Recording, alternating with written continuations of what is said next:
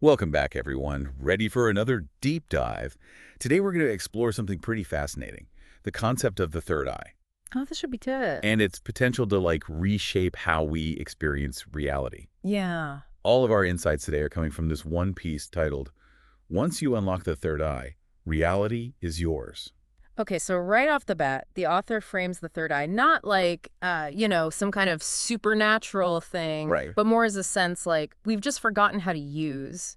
Okay. So it's about perceiving the world beyond just our normal five senses. So not about, literally growing another eyeball? Oh, no, not quite. Okay, good. Think of it more like rediscovering a hidden potential we all have, a way to understand the universe on a deeper level. Okay, I like that. That's a bit less spooky than I was picturing.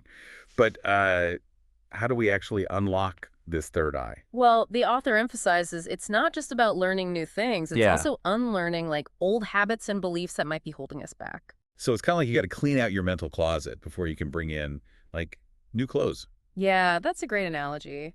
To access this expanded awareness, we need to shed those limiting beliefs, fears, the things that cloud our perception. Yeah. It's about clearing the way for like a fresh understanding of reality. Makes sense. And meditation is a big part of that whole process, right? Yeah, absolutely. And it's not just about quieting your mind. Mm. The author suggests specific techniques like focusing on your breath. With And these can help align your energy with the universe, almost like tuning into a cosmic radio station. Whoa, okay. Yeah. Starting to get a clearer picture here. So we've talked about what the third eye is, how to potentially unlock it.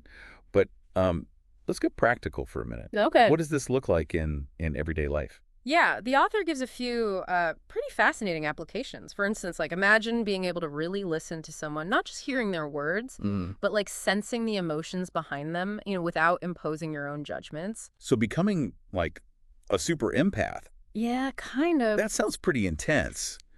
But I can see how it would transform our relationships if we could actually understand each other on that level. Exactly. And the author also talks about observing without judgment. So like seeing someone, not just their appearance, but Yeah. like their struggles, their joys, without labeling them. It's like that saying, everyone you meet is fighting a battle you know nothing about. Be kind. But taking it a step further and actually trying to understand those battles, even if they're invisible to us. Yeah, exactly. It's about cultivating a deeper compassion and understanding for people. Hmm.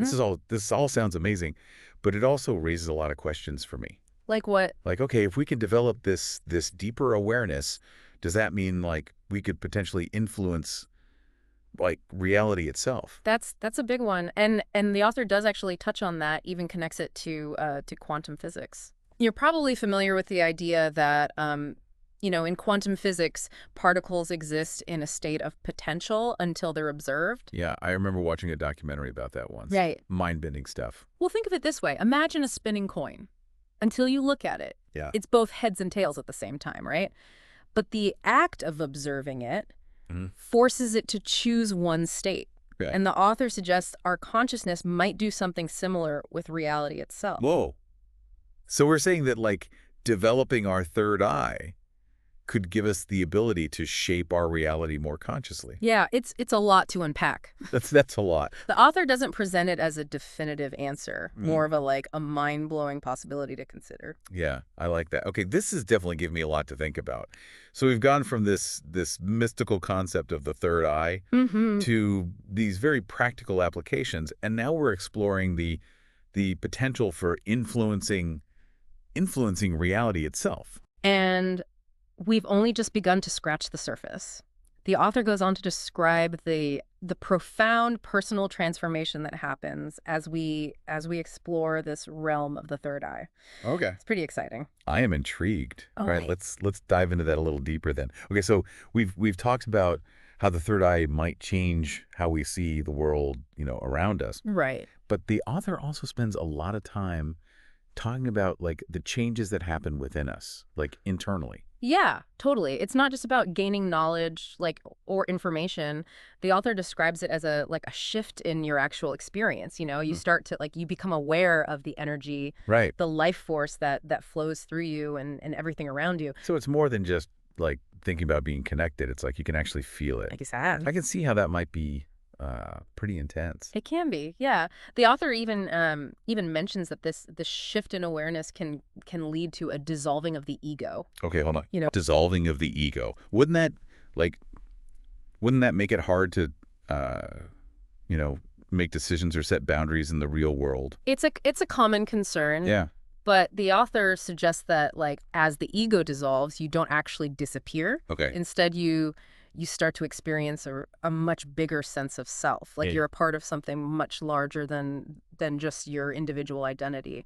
That's a fascinating idea, but I imagine it could also be like pretty overwhelming, Yeah. like losing your anchor in a way. That's why the author really emphasizes the importance of grounding practices, especially during this kind of Grounding transformation. practices. What exactly does that mean? Give me some specifics. It's about bringing your awareness back to your physical body, your connection to the earth. Right. Things like walking barefoot outside, gardening, or even just focusing on your breath. Hmm. Those can help anchor you in the present moment.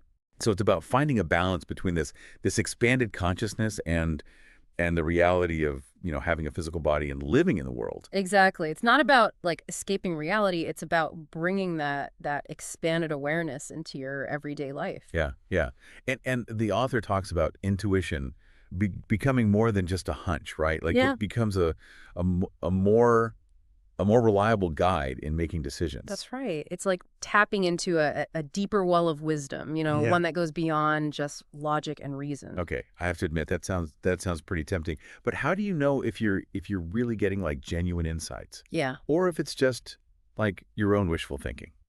That's where discernment comes in. Right. The author really stresses, the importance of learning to distinguish Okay. between insights that are truly beneficial and those that, might be driven by your ego or your own personal desires. So it's not just about opening the third eye. It's about like learning to use it responsibly, like with any tool, I guess. Yeah, that's a great way to put it.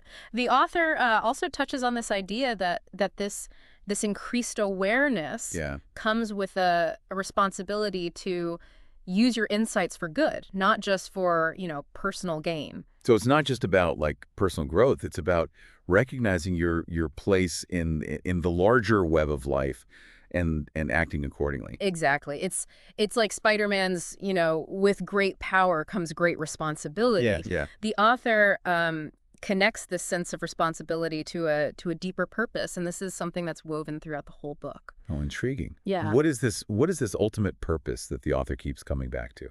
It's all about love. Love. I'm not sure.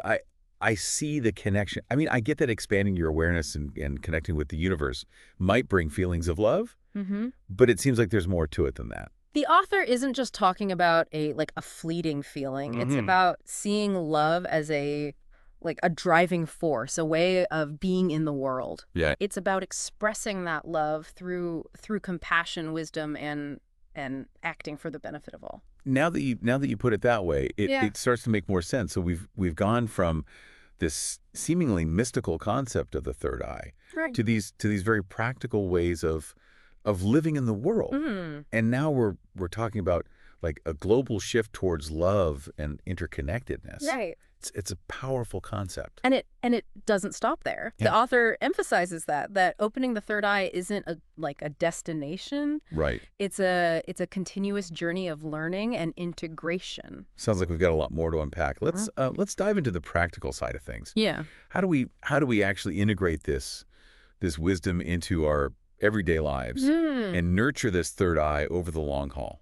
Right. So we've explored this whole idea of the third eye and the personal transformation that it can like spark. But how do we actually like weave all this wisdom into our daily lives? Because let's be real, it's one thing to have these like cosmic insights and another to navigate, Right. Yeah. deadlines and errands in that never-ending laundry pile. Totally. The author uses the term integration a lot, like blending your spiritual understanding with your, Wow. actions and choices and relationships.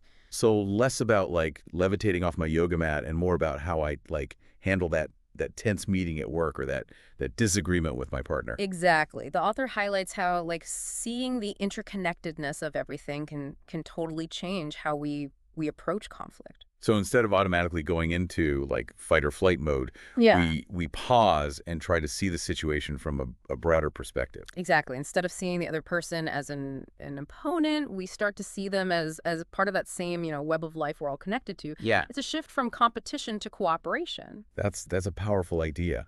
But I got to admit, like maintaining that level of awareness all the time, seeing the interconnectedness in every little thing sounds pretty exhausting. Oh, the author acknowledges that. With these expanded perceptions, there's a real risk of overstimulation. Yeah, yeah, I can relate to that. Sometimes even just scrolling through social media for too long leaves me feeling like overwhelmed. Exactly. That's why it's so crucial to develop grounding practices, ways to manage that energetic overload and stay connected to the present moment. So what are some specific grounding techniques that people can use? The author recommends spending at least 30 minutes in nature every day, Oh, really focusing on the sensory details, the sounds of birds, the feel of the breeze, the scent of the earth. It's about bringing your awareness back to your physical body. okay. So no levitating off my yoga mat just yet. Not yet. Got it. What else? Mindfulness practices are also key. Even something as simple as focusing on your breath for a few minutes can help. Yeah. And believe it or not, paying attention to your diet can make a big difference too. Oh, interesting. So nourishing your physical body can actually like support your energetic well-being. What kind of foods like help with that? Think fresh fruits and vegetables, lots of color on your plate, and minimizing processed foods. Hmm. It's about, feeding your mind and body with vibrant, life-giving energy. That makes sense. It's like providing the right fuel for the third eye journey.